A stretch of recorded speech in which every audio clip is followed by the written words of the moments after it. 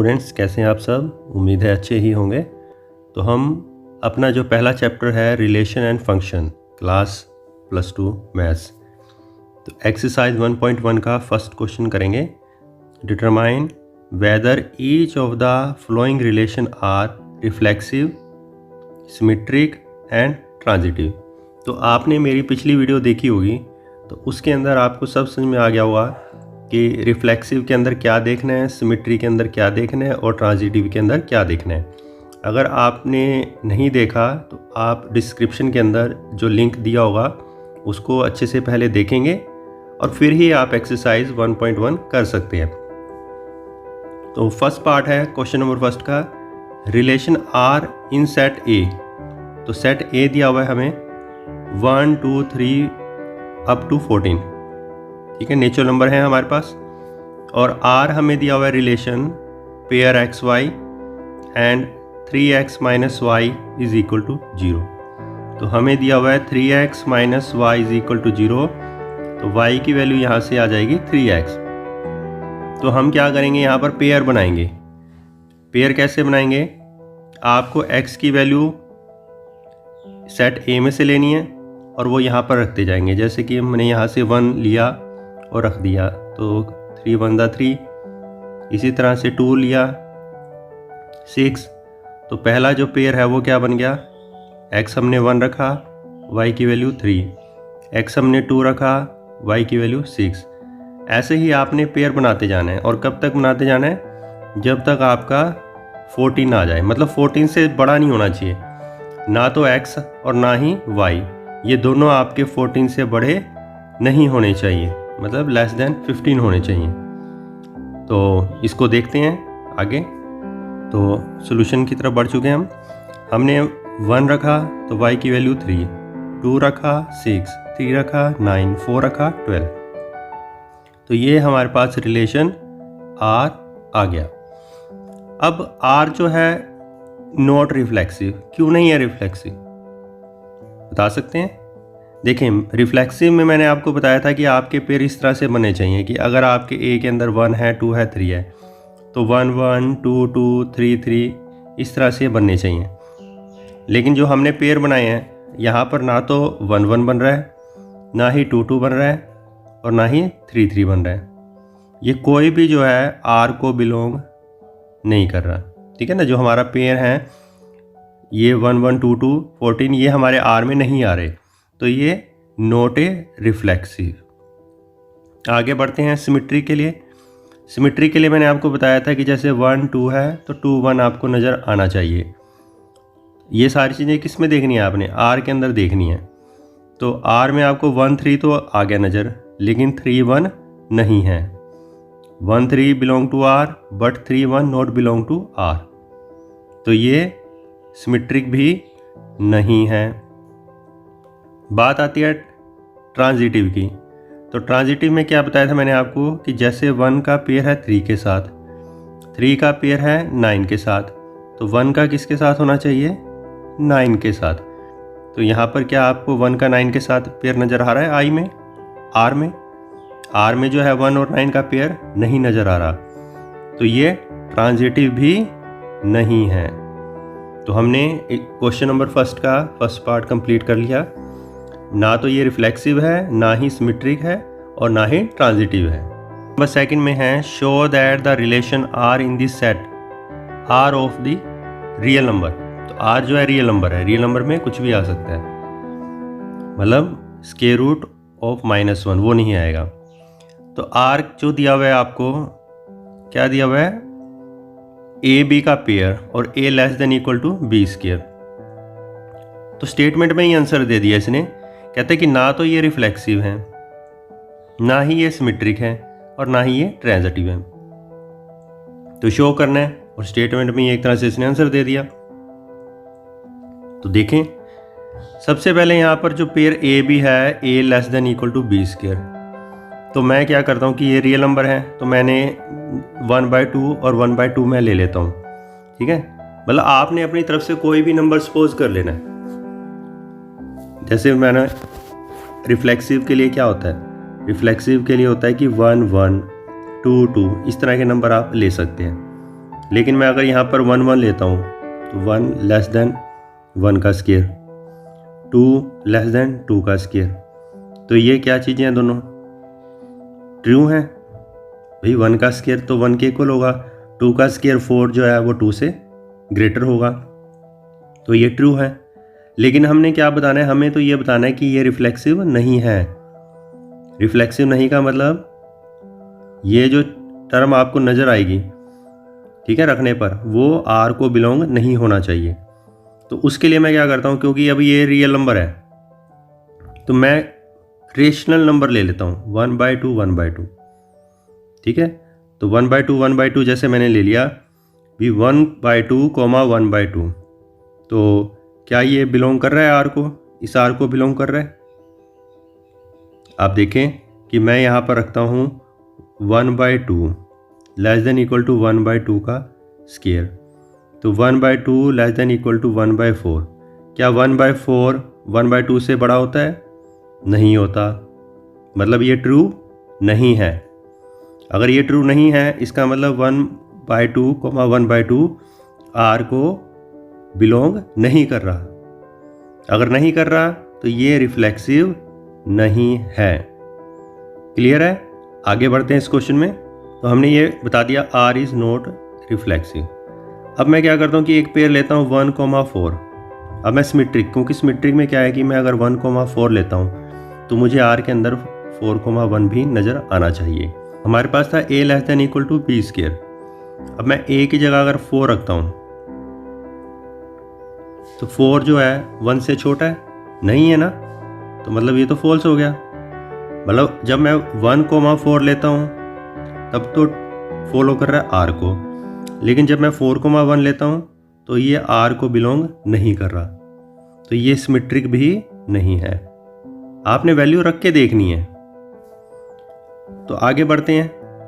आगे हमने क्या किया कि 3,2 एंड 2,1.5 ये बिलोंग कर रहे हैं आर को। आर मतलब रियल नंबर।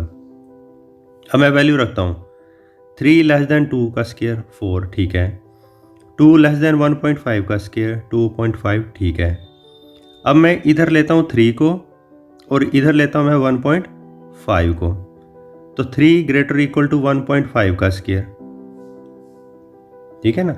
मतलब जो 3 है वो 1.5 के स्केयर से बड़ा हो गया, तो इसका मतलब ये जो पेयर है, अब 3 क्या होना चाहिए था, 3 लेस देन होना चाहिए था, क्योंकि स्टेटमेंट क्या है, a less than equal to B square. लेकिन हमारे पास क्या आ गया कि a greater than B square, ठीक है ना। 3 रखा और बी स्केयर से वो क्या हो गया, ग्रेटर। तो इसका मतलब ये जो है r को, जो 3,1.5 नॉट बिलोंग टू r, ये r को बिलोंग नहीं कर रहा। इसी को एक बार दोबारा फिर रिपीट करते हैं इसी क्वेश्चन को।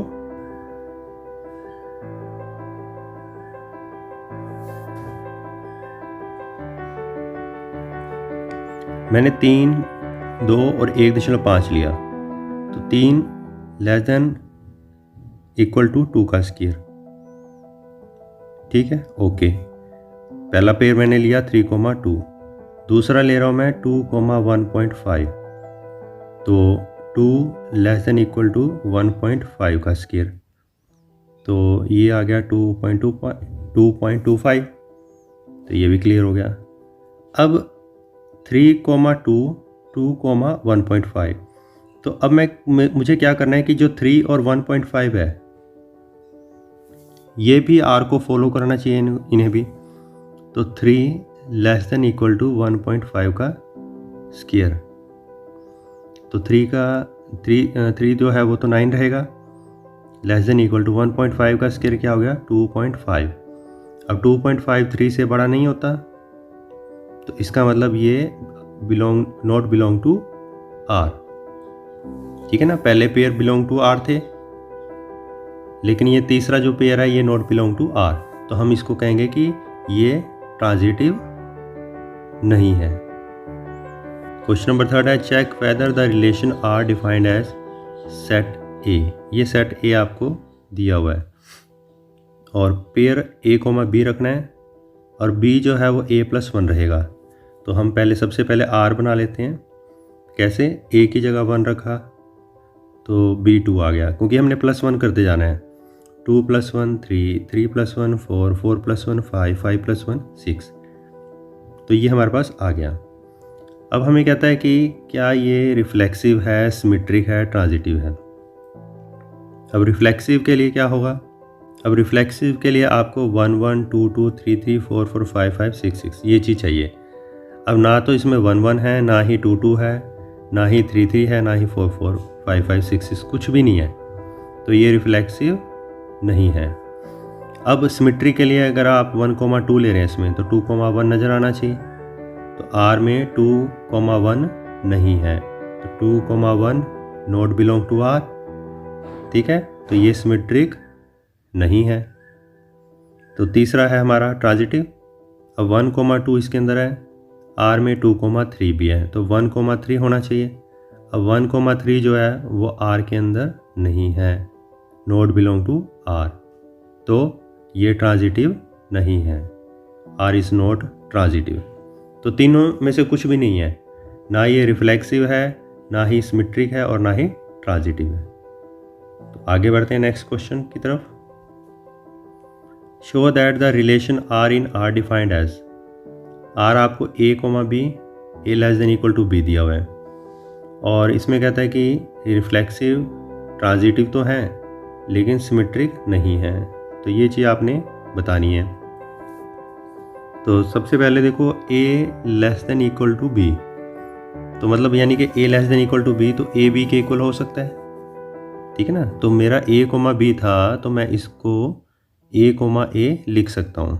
ठीक है ना, क्योंकि A <= B, इसका मतलब A B से लेस भी हो सकता है और A B के इक्वल भी होता है। तो मैंने ये इक्वल वाला ले लिया, मैंने पेयर के अंदर B की जगह A लिख दिया, तो ये क्या हो गया, रिफ्लेक्सिव। अब जो 2,4 है, मैंने A2 ले लिया, B4 ले लिया, तो 2 <4 हो गया। और मैं अगर इसका उल्टा करूँ, ठीक है ना, मैंने 2,4 लिया, तो जो 2 है वो <4 हो गया, तो मैं 4,2 लेता हूँ, मैं 4,2 लेता हूँ। क्या 4 2 से लेस होगा, 4 2 से लेस होगा, नहीं होगा। ठीक है ना, तो ये 4,2 R को बिलोंग नहीं कर रहा, तो हम ये कहेंगे कि ये सिमेट्रिक नहीं है, ये सिमेट्रिक नहीं है। अब ट्रांजिटिव के लिए क्या होता है कि A, B, B, C, तो A, C होना चाहिए। तो A B है, तो मैं, और B C है। ठीक है ना, अब इसमें क्या है कि जो A है वो B से लेस हो गया। दूसरा पेयर क्या ले रहा हूँ मैं, B <= C, तो क्या A C के लेस देन होगा, ऑफ कोर्स होगा, क्योंकि जब B जो है वो C से लेस है, और B से लेस कौन है, A, तो A किससे लेस होगा, C से, तो ये होगा। तो इसका मतलब ये ट्रांजिटिव भी होगा। तो इसके अंदर ये जस्ट हमारा सिमेट्रिक नहीं है, लेकिन रिफ्लेक्सिव और ट्रांजिटिव है।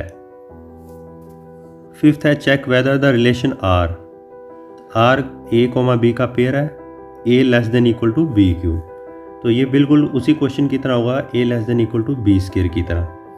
तो मैं सबसे पहले, जैसे मैंने 1/2, 1/2 लिया, क्योंकि हमें R दिया हुआ है, R मतलब रियल नंबर, तो रियल नंबर में रेशनल नंबर ले सकता हूँ, 1/2 और 1/2। तो मैं अगर यहाँ पर 1/2 लिखता हूँ <= 1/2 का क्यूब, तो 1/2 <= 1/2 का क्यूब कितना हो गया, 1/8। क्या 1/8 1/2 से बड़ा होगा, नहीं होगा। ठीक है ना, तो ये फॉल्स है, ये नहीं होगा, तो इसका मतलब ये रिफ्लेक्सिव नहीं है। ठीक है ना, क्योंकि रिफ्लेक्सिव के लिए आपको जो 1/2 है, 1/2 इस तरह की जो टर्म है वो फॉलो करनी चाहिए। अब अगला पेयर मैं 1,2 लेता हूँ, तो A <= B³ था, तो 1 <= 2³ होगा, यस होगा। तो और दूसरा मैं अगर, ये तो मैंने लिया था 1,2, अब मैं 2,1 लूँगा, तो 2 <= 1 का स्क्वायर, तो 2 क्या <= 1 होगा, नहीं होगा, तो इसका मतलब ये सिमेट्रिक नहीं है।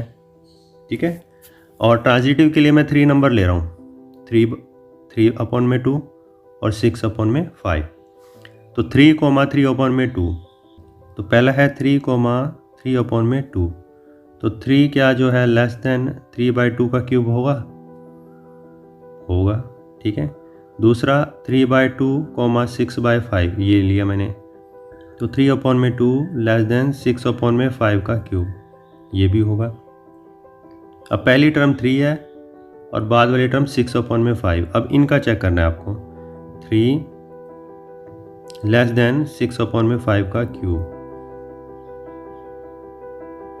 3, अब 6/5 कितना होगा ये 1.2 का क्यूब, तो 1.2 का क्यूब आप निकाल लेंगे, कितना आएगा 1/2 का क्यूब, 12 का जैसे हमने लिया तो 1.44, अगेन इसको 12 से आप मल्टीप्लाई कर देंगे,